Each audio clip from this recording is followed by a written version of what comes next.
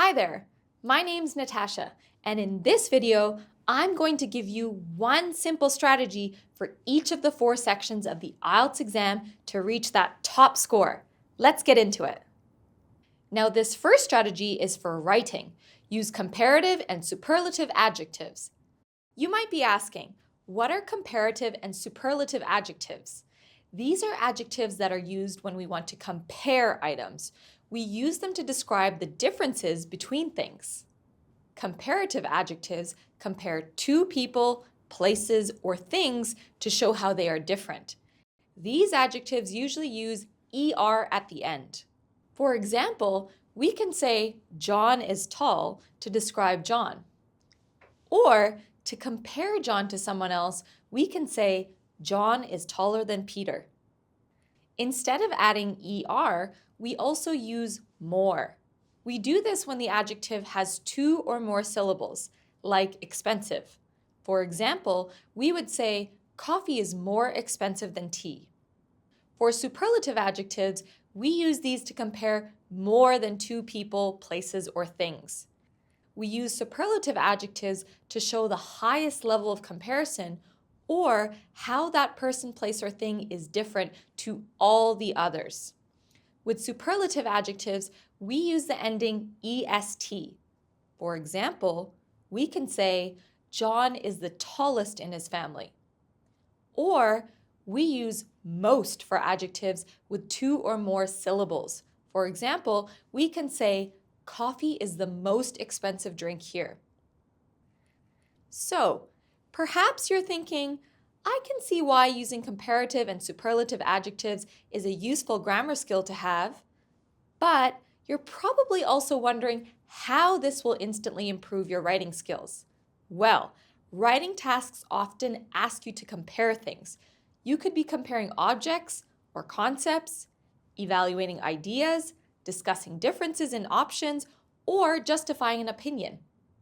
In the IELTS exam, comparative and superlative adjectives are really going to help with the Writing Task 2 essay question.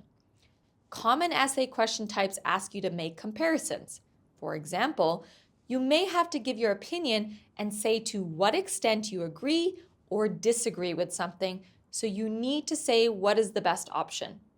Other questions ask you to discuss the advantages and disadvantages or whether the advantages outweigh the disadvantages, so you need to compare both. You may need to discuss both views or discuss both views and give your opinion, so this is clearly comparing 2 ideas. And then there's causes or problems and solution essays, in which you would often compare solution options. Using comparative and superlative adjectives will contribute to your task achievement score because you need to meet all the requirements of the task, which often requires you to make comparisons. It also contributes to your lexical resource score because it shows you have sophisticated control of lexical features. And it will also contribute to your grammatical range and accuracy score, as you can demonstrate that you can use a wide range of grammatical structures with full flexibility and control. Not only do comparative and superlative adjectives help you to describe both sides of a topic or situation, more importantly, they help you express yourself precisely, clearly, and appropriately. So how can you work on this skill? Once you know the rules, comparative and superlative adjectives can be mastered pretty easily, but it's important to make sure you give yourself enough time to practice. You can do this by signing up for free at e2testprep.com. Our writing tasks give you the opportunity to practice using comparative and superlative adjectives. You can even submit your writing for feedback from expert teachers. Sign up today. The next strategy is for the reading section. Learn collocations. What is a collocation and why is it important? Well, simply put, a collocation is 2 or more words that usually go together, like take a photo, not make a photo, or high salary, not big salary. Knowing collocations helps with predicting what comes next in a reading passage. But how does knowing collocations help in the reading section? Well, quite a few different kinds of questions rely on you knowing collocations in order to work out the correct answer. Have a look at the summary completion example. The title, Consumer Rights, is actually a collocation itself.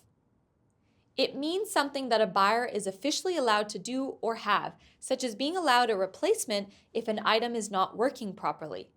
Now look at the gap for question 3.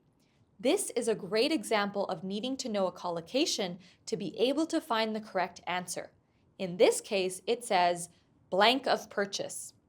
Do you know which option is correct? In the word bank, you could be distracted by words like claim or receipt. Saying your claim of purchase or receipt of purchase seems to have the right meaning, but the problem is these words don't collocate. They don't go together, so they're not the correct answer. In this case, the answer is proof. Proof of purchase is a common collocation. Without knowing this collocation, it would be very challenging to answer this type of question in the exam. You probably already know some collocations in English, but building your knowledge of collocations is going to really help improve your reading skills. Language isn't just about knowing individual words. Knowing word combinations is what's going to raise you from a mid-level user to an advanced one. But how can you build your collocations knowledge? This one's a little tricky because you're going to have to study them directly by reading, listening, and watching a variety of material and paying attention to collocations you come across. You can also check dictionaries and other online sources. For example, in many online dictionaries, when you look up a word like skill, for example, not only do you get the definition, but there's often also a list of the most common collocations, usually organized by type like this. And as always, you can sign up to one of our E2 courses, which will help you to improve your collocation skills. We've designed our practice materials to introduce you to unique collocations that you might see on test day. Okay, moving on now to our simple listening strategy. It is listen to weird and unfamiliar topics. Wait, what? Why am I telling you to listen to weird stuff? I know, sounds kind of crazy, but bear with me. I bet at the moment you have certain topics you like to listen to in English to try and improve your listening skills. Maybe you always listen to a soccer podcast, or you like to listen to English love songs, or watch episodes of your favorite TV show. And that will help your English, but the problem is if you only listen to the same type of thing, it won't improve the range of your vocabulary. But what sort of topics will there be in the IELTS exam? Well, some topics that have come up in the past include things like a volcanic eruption, foraging for wild mushrooms, children doing origami, maple syrup, cleaning services, bird migration theory, and labyrinths. So, like I said, pretty weird, but by listening to more weird and unfamiliar topics, you'll be exposed to lots of new and interesting vocabulary, and that will mean when you listen, you're able to understand so much more. So, where can you go to listen to a variety of topics in English and learn a wide range of vocabulary? Well, TED Talks are always interesting. You can listen to talks on a huge range of topics, from holding your breath to what the floaty things are in your vision. Podcasts are also a great way to increase your English vocabulary, and our podcast, Everyday English with E2, is a great place to start. Everyday English with E2 is available on a variety of podcast platforms, so check it out. A link is available in the description below. Okay, lucky last, speaking. And our simple strategy is develop your connected speech skills. So, let me guess. You've probably been studying and speaking English for quite a while. You've mastered all those different verbs and tenses, and you've worked on expanding your vocabulary. And all in all, you know how to say what you want to say. But without connected speech, you won't be able to say it very well. So here are a few examples of some of the ways we connect speech. Linking. That's when a consonant sound at the end of one word gets linked to the first sound of the next word. For example, going out, not going out. Deleting. This is when the last sound of a word disappears, and it often happens with T and D sounds. For example, we must go, not we must go. Adding. This is when an extra sound is added in between two words. For example, 2 or 3. Changing. This happens when sounds blend together, making a totally new sound. For example, the words don't you sound like don't you. Combining. This happens when a first word ends with the same consonant sound that the next word begins with. When that happens, we often put the sounds together and make the sound longer. For example, I want to. But why is connected speech so important? Well, if you pronounce all sounds and words correctly, but you say each word individually, you'll definitely sound quite strange, like a computer trying to talk. See?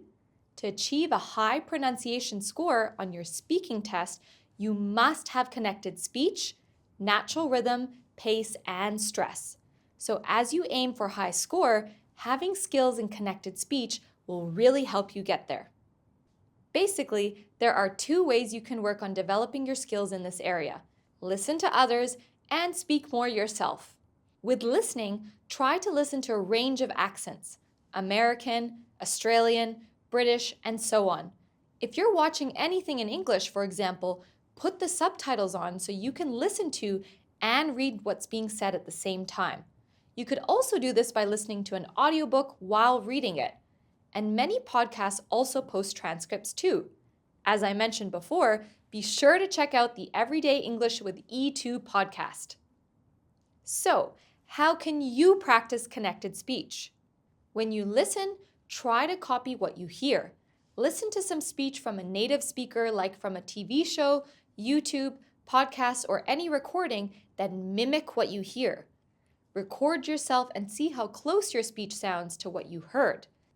In fact, recording yourself speaking and listening back to yourself is a great practice tool on its own. That way, you can make any changes you need to improve further. And that's it. You now know the one key thing you can do to instantly improve your listening, reading, writing, and speaking skills. For writing, it's use comparative and superlative adjectives. For reading, it's learn collocations. For listening, it's listen to weird and unfamiliar topics. And for speaking, it's develop your connected speech. You are now one step closer to test day success. Remember, you can practice all the strategies we talked about today at e2testprep.com. Thanks for watching and good luck on your studies.